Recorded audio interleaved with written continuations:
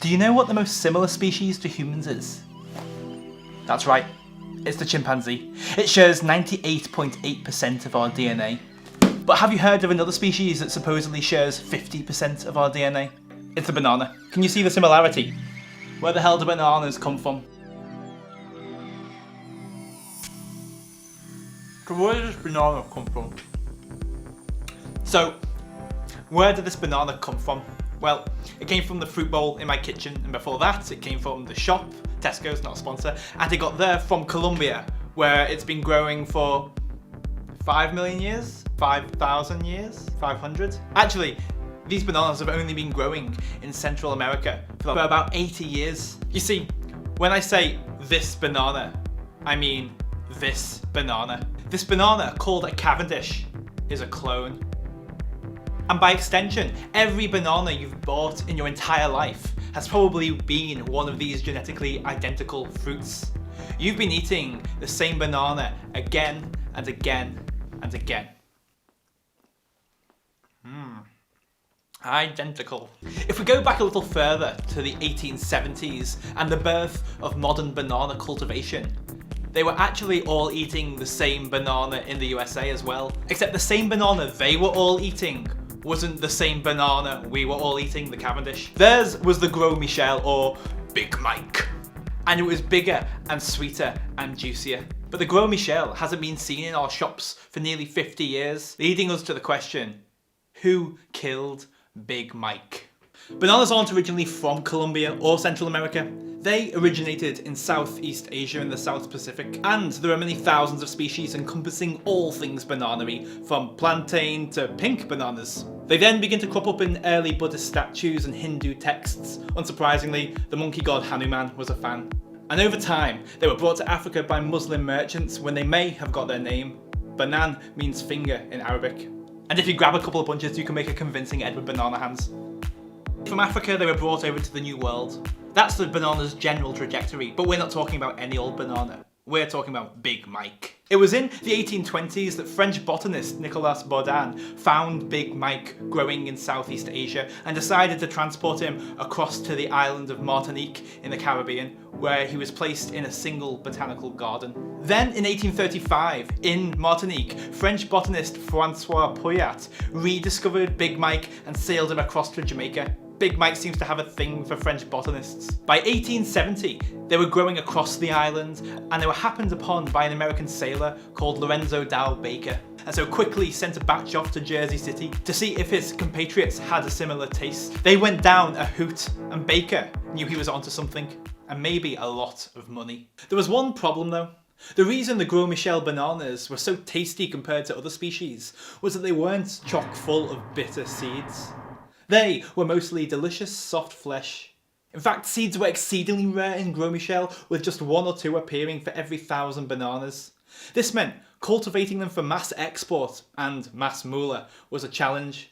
Was it really possible to sift through 1 million bananas for just a few dozen viable seeds? Maybe, but there was another way. A railway constructor named Minor Keith, and also the Green Pope, and also the Central Roads of Central America. He had a lot of names. But anyway, he was working on railroads in Costa Rica, and he happened upon bananas as a tasty snack for his workers.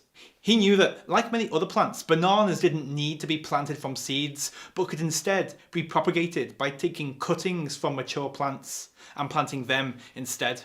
He did this down the length of the railway track, but he noticed that his workers were liking them a little more than he anticipated, and like Lorenzo Dow Baker, he got dollar signs in his eyes. When he went on to his next railroad project, instead of asking for money from the Costa Rican government, he requested land so that he could grow bananas. Baker himself wasn't doing too badly, and so in 1899, they and a few other fledgling enterprises joined forces to become the United Fruit Company. With specialties in trains, boats and telegraphy, they dominated Central America, providing countries with infrastructure that, instead of benefiting the citizens, was designed for the most effective extraction of bananas. Because of this tentacle-like reach, the UFC became known as the octopus, El Pulpo. and its dominion rebaptised as banana republics. Now, the banana plantations were full of Gros Michel across Central America. Because they grew new plants from cuttings, that meant they were all the same. If a pathogen emerged that could kill just one of these Gros Michel bananas, well, then it could kill all the Gros Michel banana plants. Spoiler alert, this is exactly what happened. But they didn't know about DNA and genes and all that stuff, right? The UFC couldn't have possibly seen this coming. That's actually not true. According to biologist Rob Dunn, scientists were warning banana companies of this at the time because they'd seen it happen before, just not with bananas. Coffee production in Sri Lanka had been obliterated by a fungus in the early 19th century. You see, the bad thing is not just the lack of genetic diversity, but also the arrangement that you grow the crops in. By growing the coffee in a monoculture, that is, just coffee and nothing besides coffee, if one plant is infected by a disease, then there is no barrier between it and its equally susceptible neighbours.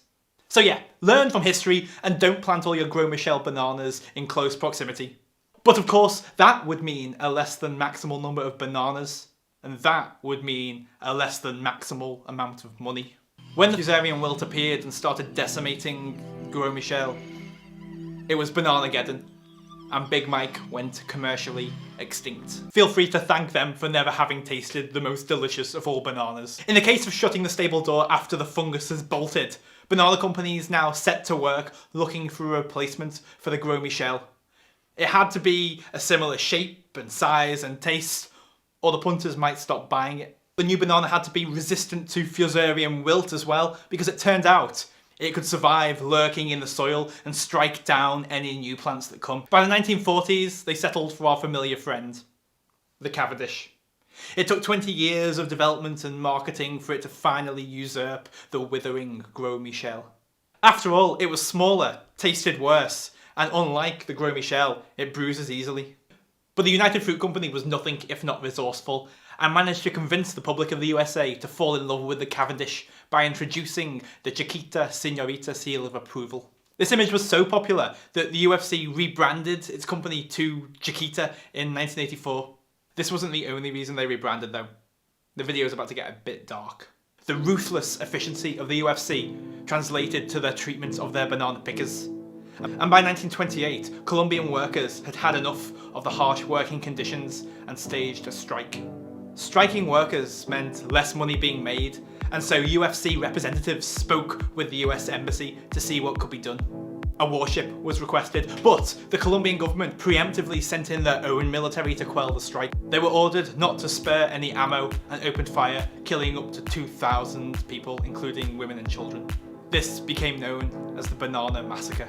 Author Gabriel Garcia Marquez imagines the aftermath in his novel 100 Years of Solitude. Several hours must have passed since the massacre, because the corpses had the same temperature as plaster in autumn and the same consistency of petrified foam that it had. And those who put them in the car had had time to pile them up in the same way in which they transported bunches of bananas.